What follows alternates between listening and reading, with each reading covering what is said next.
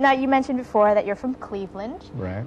Ohio, in the States, home of rock and roll, home of Rock and Roll Hall of Fame.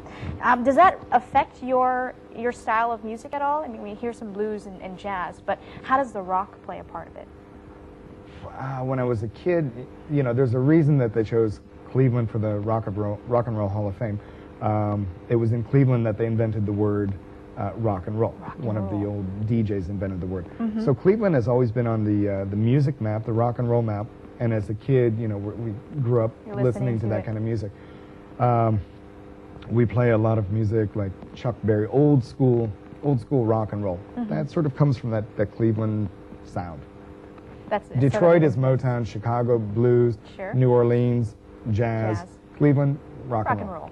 Some influence there. Some influence. So today, the music that you do, what do you try to focus on? How would you describe your style? We play a lot of we play a lot of corporate parties. So for those shows, we try to be an entertainment band. Okay. But when we're playing more for ourselves or for jazz or blues festivals, the focus now is trying to bring in the traditional Asian instruments. Okay. And also the harmonica. I'm getting more into the harmonica. Usually you see me playing guitar, but the harmonica might be my better instrument. So really? You might be better at playing the harmonica than... Yeah. So the kind of mouth instruments. Organ. Yeah. Mouth organ. Mouth organ. But you also play another type of mouth organ or mouth instrument, which is the juice harp. We do have play one. That? Do we have one? I do have one. Can we hear it? Do you want to hear that? Sure. These come from Sapa, somewhere around there. And it goes something like this.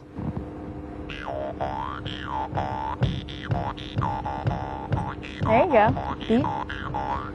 Hold on. Oh, juice harp.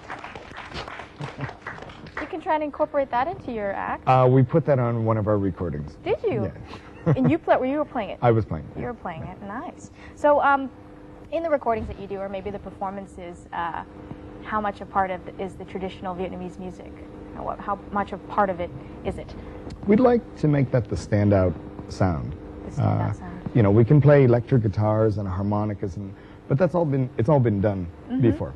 So to create something new, the dan bao, the dan chang, bringing those sounds and making them the predominant instrument in the recordings seems to be catching people's ears. Sure, it's unique. Yeah. A definitely unique sound. Not many people out there do it. Now, tell us more about your own kind of the own combination of different types of music that you do. For example, earlier we saw you doing a really interesting rendition of a Chinkum Sun song and adding a little bit of blues into it as well. Right, I mean, can you talk more about that, please? I guess the idea is to create something that is new, that I don't think anybody has played Chinkum Sun in a jazz or blues style. Hom Yum did a little bit of it, and it's a very nice recording. But for a foreigner to do that, it catches people's attention. The Vietnamese are, They're like, he's singing in Vietnamese? What is that? Or they're not sure if it's Vietnamese. I'm sure they could make it's out fun. the lyrics. It's fun. We're having fun. It's fun for you. In 2007, I read that you successfully introduced EMI to Vietnam. EMI, the record label, I believe. Right. Something that is very new to Vietnam, the whole record label idea, international record label. Right. That is, and it's maybe bringing a new wave of the music industry into Vietnam. Right. So can you talk about that a little bit? Sure. My professional background is suit and tie, corporate. For about 2 or 3 years in Singapore, I was the manager of the Tower Records, a big music company that was selling CDs and DVDs and all that. So I've been involved in the music industry for about 8 years now. The EMI deal was, based on old contacts from the Tower Records days. So there's interest in Vietnam. The foreign music companies are looking at Vietnam. They're not convinced yet that they're going to make money. Because it's difficult to make money on music in Vietnam. And where is the money coming from in the music industry? So Sony, BMG, Warner, EMI, Universal, the four major music companies, they're looking at Vietnam. They've tested the waters with a few deals. Nothing big yet. Nothing yet. But we're hoping that slowly the conditions will improve and these companies will come in. Now, for Vietnamese artists who are trying to break into a different market, this EMI deal could really be the big break for them, right? It's difficult. I'm not convinced that the rest of the world wants to hear Vietnamese artists singing in Vietnamese. Okay. I think that's a small market, maybe for the overseas Vietnamese. Okay.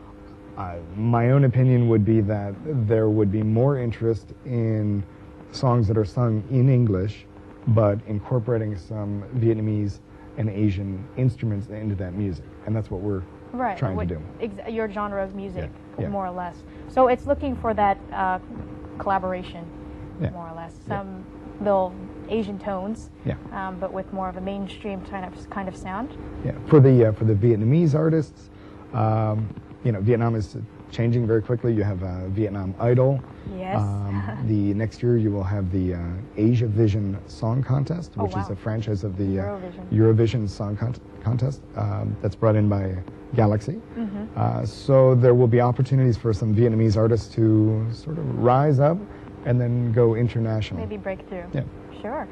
Well, during his time in Vietnam, playing his music, Curtis King has done also a lot of charity concerts. And you mentioned one, which was the Agent Orange concert in March of 2008.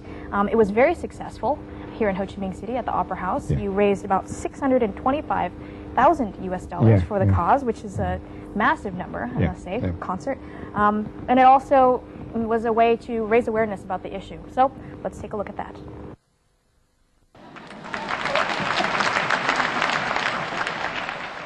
Nghe cái tên Lê Văn Tèo rất là gần gũi và bình dị đúng không? Như vậy thì tại sao anh lấy cái tên là Lê Văn Tèo? Bởi vì sinh ra ở nhà quê, anh là nông dân. Giống như nông dân Việt Nam tên là Lê Văn Tèo. Vậy thì tên thật của anh là gì ạ? Curtis King. Thưa anh Tèo, như vậy thì trong buổi tối ngày hôm nay anh có cái cảm xúc đặc biệt như thế nào không?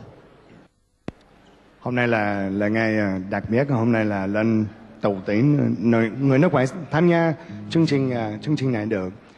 Và ban nhạc Lê Văn Tèo hy vọng người nước ngoài nhiều hơn người nước ngoài biết vấn đề chất độc da cam.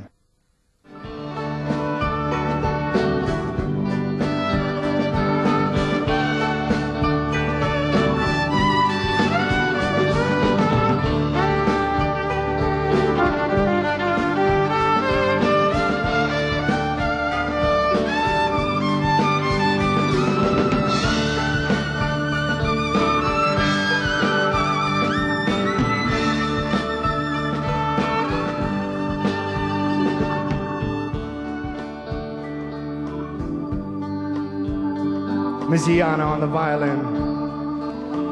Miss China. Oh child, forgive my fathers. I'll help you stand. Tell all my brothers, yeah, take my hand.